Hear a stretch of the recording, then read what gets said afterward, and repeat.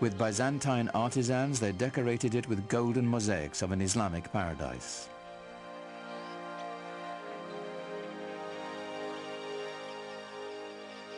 The Great Mosque of Damascus would become a model for new mosques to come, all across the empire.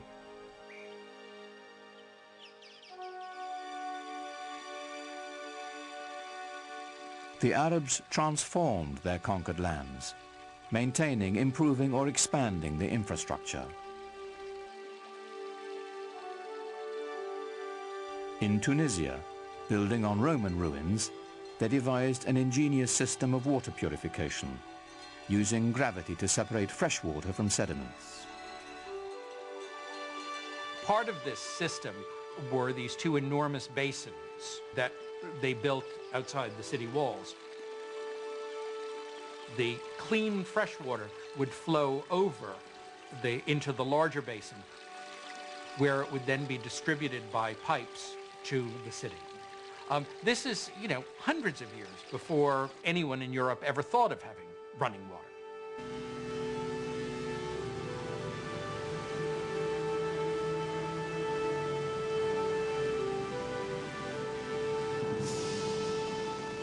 All over you find schemes for bringing water from the mountains where there was more water to the plains where there might be less water.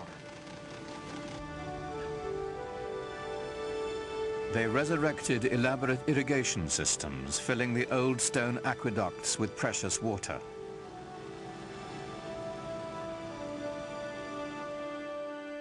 Agriculture flourished as life-giving staples like wheat were introduced to the Mediterranean region.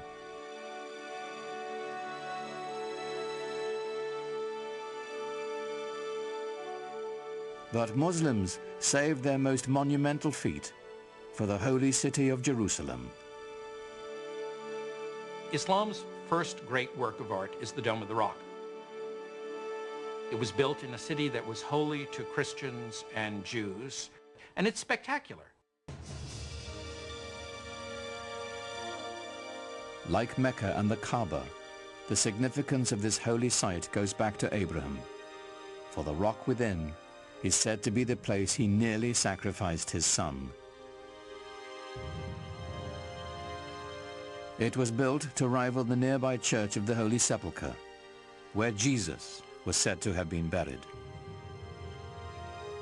What's extraordinary about the Dome of the Rock is how perfect it is. People revered this site as some place that was holy to Abraham and to Isaac. Imagine, if you will, these new guys coming in and taking over this piece of prime real estate and building a new building for a new religion that sits on top of a mountain and sparkles and glitters in the sunlight for everyone to see. This is not something that a fly-by-night. This is something big and important. Islam has come to stay.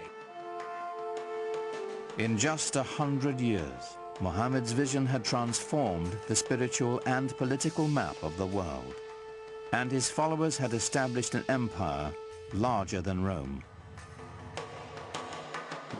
But Muhammad never lived to see it. In the 11th year of the Islamic calendar, 632 AD, only 2 years after the taking of Mecca, Muhammad died.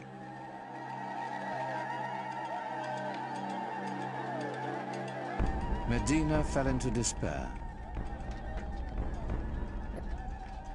For days, the city was consumed with sorrow and ceremony.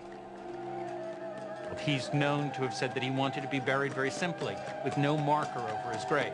He didn't want people to worship his grave. That would interfere with their worship of God. God had spoken to them only through Muhammad. Now that the Prophet had left them, perhaps God would as well. Muhammad's death set up a crisis in the young Islamic community. The question of succession was the first thing that really occupied people's concerns. At this point, there was a divergence of opinion as to how the community should go about choosing a new leader. According to the Shiites, the faction, the Shia of Ali, Muhammad had indeed designated Ali, his son-in-law and cousin, as his successor. The opinion that came to be the majority opinion, or the Sunni opinion, held that Muhammad had not appointed a successor during his life, but had said, after I'm gone, choose one from among your peers, from among the elders.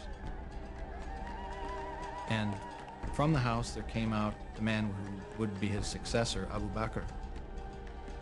And he addressed the people and said, if you worship Muhammad, know that he is dead. If you worship God, know that he lives forever. Here was the secret to Islam's strength and profound influence. The unifying power of one God, merciful and compassionate, the power of one people, bound by a common faith. Muhammad did not lead the conquest or create the empire to come. The transforming power of his message did. Out of that message would spring a font of knowledge that would transform humanity, as Islam continued to spread its reach far and wide. Awaiting the Muslims would be a new age. They would be destined for enlightenment, for new horizons, and a clash of great powers, the like of which the world had never seen.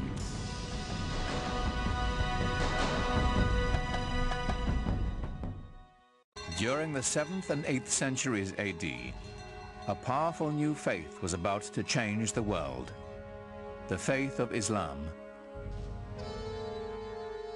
Its followers launched a conquest not only by the sword, but with the power of ideas. 200 years after the death of Muhammad, his message and the new Arab Empire were transforming 3 continents. Now comes a new empire, a political new configuration, driven by a religious and newly defined civilization. This new civilization expanding beyond its own dreams within a period of very short time. Literally, the largest empire civilization had ever known.